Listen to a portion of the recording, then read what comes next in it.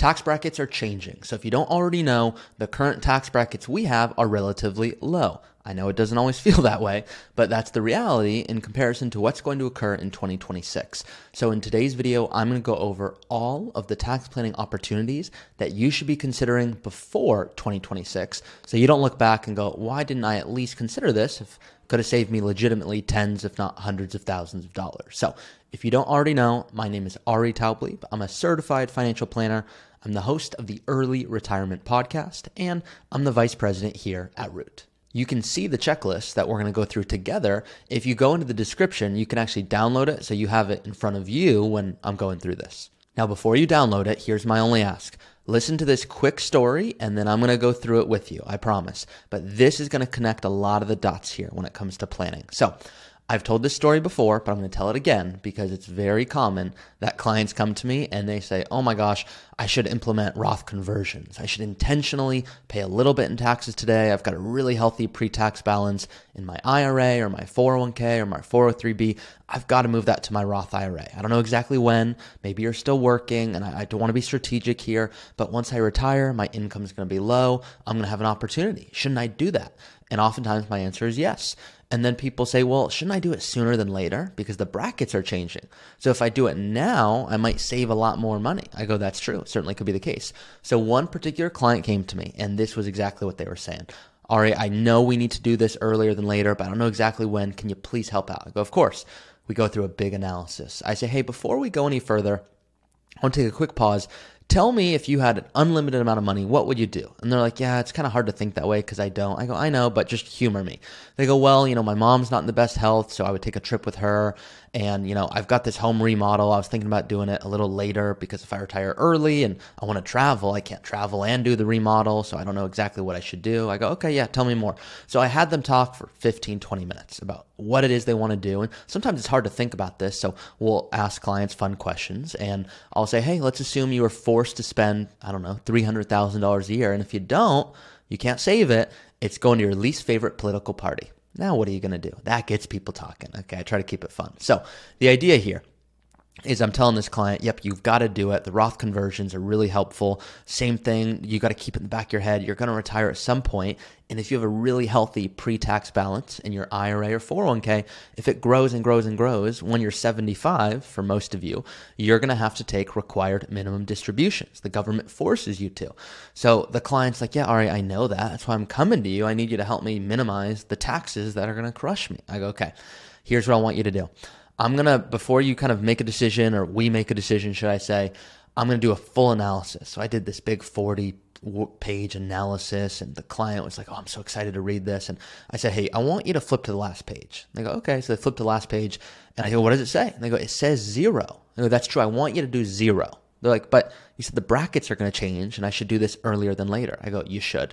They go, but you also said RMDs are going to crush me later. I go, oh, they're going to annihilate you. They go, then why would you recommend 0? I go, because of how early you're retiring and your overall retirement goals. You shared with me what's most important is that you take this big trip with your mom while she has her energy and her health, and we have plenty of times to do Roth conversions, and the goal in life is not to have the best Roth conversion strategy, but to go live your dream life, and in light of that, do good tax strategy. So we're going to do 0 this year, and next year, what's going to happen is I'm going to ask you to do this amount of Roth conversions, and for the following years, I want you to do X amount, and that might change if markets take a downturn, so we can implement more so that as the markets grow, it's even more strategic. Think about it like this. You buy Apple stock for $1. It grows to $10. Well, now it's worth 10. Now imagine it goes down to 5. Well, if it goes down to 5 and that's in your IRA, just a hypothetical here, you bought it for $1, which I know it's not worth. It goes to $10. That's all in your IRA. If you take the money out, it's ordinary income as if you just made more money. But now it goes down to $5. Well, at $5, what if you converted that to your Roth IRA? Then when it grows back to 10, that's all tax-free growth. So I'll tell the client, I want you to be dynamic. I'm not saying marry, this strategy of doing nothing, but I want you to know that I don't want you to let the tax tail wag the life dog. And I cannot tell you how many people come to me and go, yeah, Ari, I was thinking about retiring earlier and not doing any of these trips just to execute Roth conversions. I go, no one's ever told me that they're over the moon at 80 years old because they did amazing Roth conversions. They go, I'm so glad I took a few extra trips with my family, and you know what? I still did good tax strategy and I'm okay. So the point is, yes, be smart about this stuff. That's why I love it, but in light of what's most important to you. So thank you for listening to that story. Let's start going through the checklist. And by the way, if that story resonated, or if you're going, yeah, that kind of makes me think differently about conversions or taxes or anything, let me know in the comments. That's what allows me to make these videos. That's what is fun for me to read. I really do go reply to those comments. So thank you if these have been helpful. So you can see here the title of this: what issues should I consider before and after the Tax Cuts and Jobs Act sunset provision occurs? So 2026, that's the year you need to think about. So I tell this to a lot of my clients and new people that are reaching out to work with us. I say, I'm not saying this to scare you, but next year, 2025, might just be the most important year for the rest of your life. And they kind of take a step back and I go, I'm not saying that to scare you. It's an opportunity. You have the ability to pay a lot less in taxes than if you were to just hold off and in a year from now, you go, well, what happened? Well, what happened is the brackets changed. So let's go through this. We won't go through every single one, but as you can see here, there are general issues. And so the question is, hey, do you need to review how your tax rates will change after the sunset provision? If so, consider your marginal and your effective tax rates that are going to increase starting in 2026 and how that's going to impact every single aspect of your life. So for a lot of our clients, they're coming to us, they're retiring in the next 1 to 3 years, and they want to be strategic here. And they're like, okay, I know I'm going to retire, my income is going to be lower. How should I consider this? Well, a hypothetical, just to give you an example, because I did this 2 hours ago with a client, is they were like, hey, I'm thinking about retiring. I don't know if it's the right time. I go, hey, let's look at the impact of tax planning on your retirement. And it wasn't as significant as they thought, meaning if we quantified it for them, it was a $30,000 to $45,000 opportunity cost to make a certain decision. And they're like, hey, that's not enough for me to retire earlier. Other times I'm saying, hey, you've got some really big positions. These are the risks that we're looking at. For you, to be honest, it would make more financial sense to stop working because you have a pension, interest rates might change. Here's how that gets impacted. It's going to actually benefit you more financially to stop working. Sometimes it's that, sometimes it's the opposite, but make sure you're considering what that could mean for you. Do you need to review how your budget and cash flow will be affected? For a lot of our clients, I'll actually tell them, like, don't worry about that point. And that's part of my job is, hey, let me advise you on important stuff and tell you stuff that you're going to read that's going to sound scary that you shouldn't worry about. Cash flow, I want you to retire, I want you to spend, I want you to do fun stuff. A lot of people go, oh, brackets are changing, so maybe I should spend less in the first few years. I really don't subscribe to that. I want you to spend what you want to spend, and I'm the meanest early retirement advisor because I don't want you to retire too early and then look back and go, why didn't I work 6 more months? Why didn't I work 2 more years? I would have been in a fine spot, and I actually would have spent what I wanted to spend the next 30 years versus constantly feeling like you just don't have enough. Do you need to review your retirement account contribution strategy in light of the sunset provision? Yes, you do. So here's my point here. My parents, they let me use this as an example.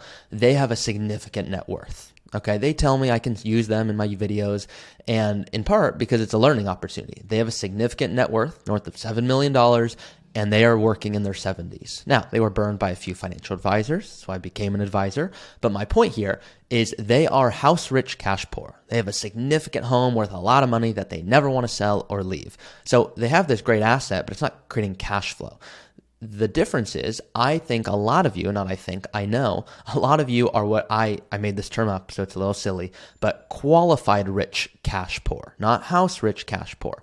Qualified rich cash poor means you might be saving a really healthy amount to your 401ks. Well, if you do that, that's great. But if you want to retire early, we're talking early 50s, even before 65 as I see it, you might want to pull from somewhere else. And if you have too much in your 401ks, well, now it's not going to let you do that, meaning your ability to add new dollars, you can put them wherever you want, a 401k, and get a deduction for it. It might be more attractive to get a deduction if the brackets increase. So the way you add money should be dictated by tax brackets, when you want to retire, how much you want to spend, and how much specifically you have already in pre-tax, Roth, and brokerage. Now, going to the pre-sunset planning issues here, do you have retirement accounts that will be or already are subject to RMDs?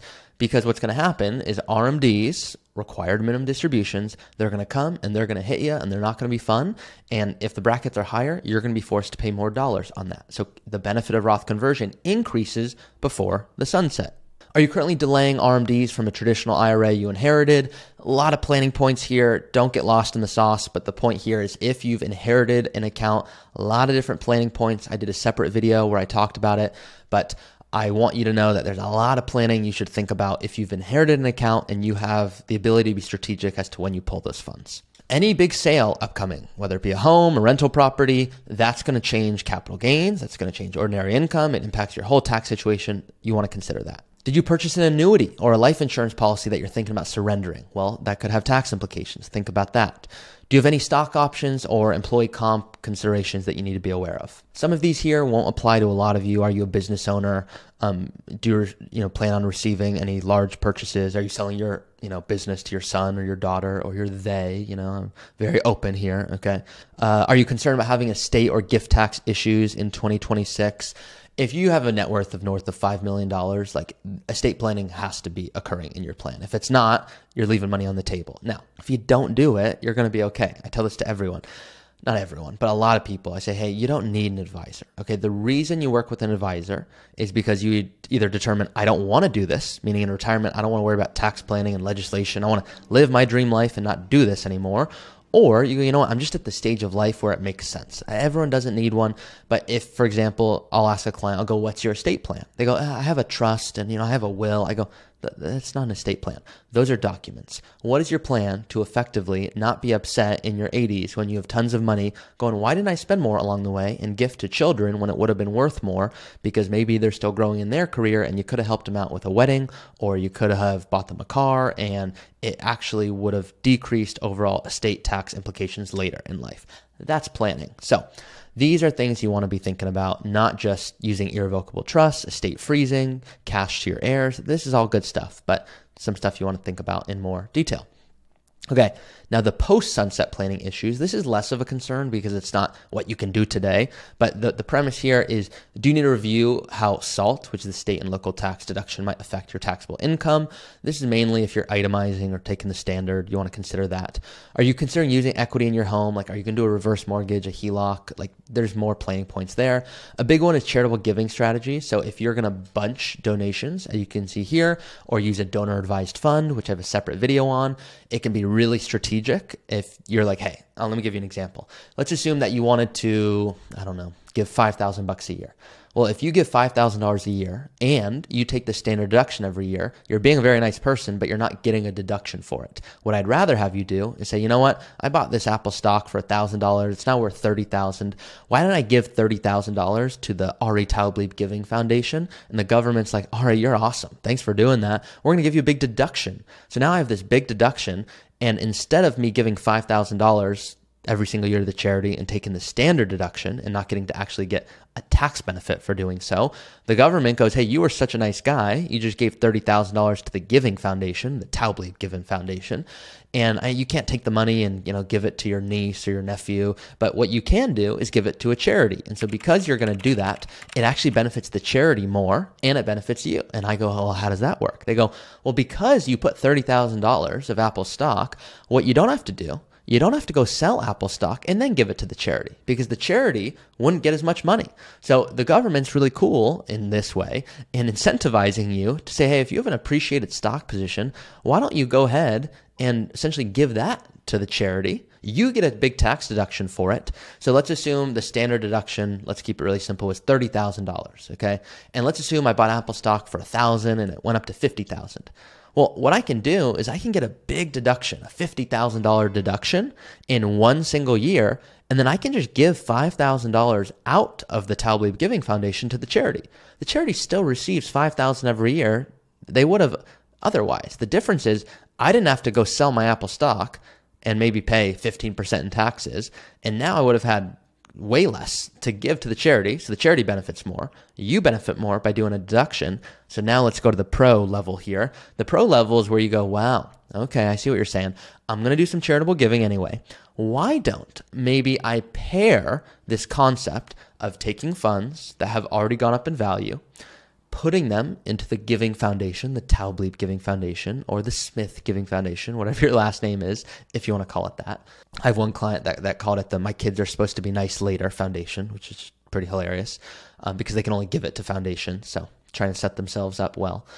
The point here is you get a big deduction in 1 year. Maybe you do a Roth conversion in the same year. That's right. Now we're talking about real planning here. Okay. You do give a big deduction, $50,000 deduction in 1 year. Okay. So it's going to save you a lot in taxes. That's good.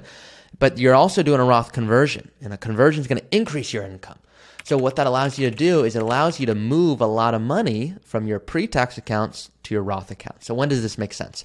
Well, if you're already doing charitable giving, or that's of importance to you, and if you're going, yep, I've got a big pre-tax balance in my IRA or my 401k, I don't want to get crushed later on.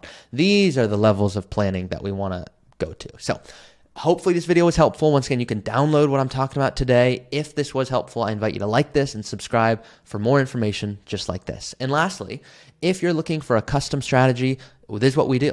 We don't just do the investing and the tax and the withdrawal and the estate and the healthcare. We do it all. So if you're looking for that holistic picture, I invite you to reach out. You can see in the description below where you can apply to work with us. Love you guys.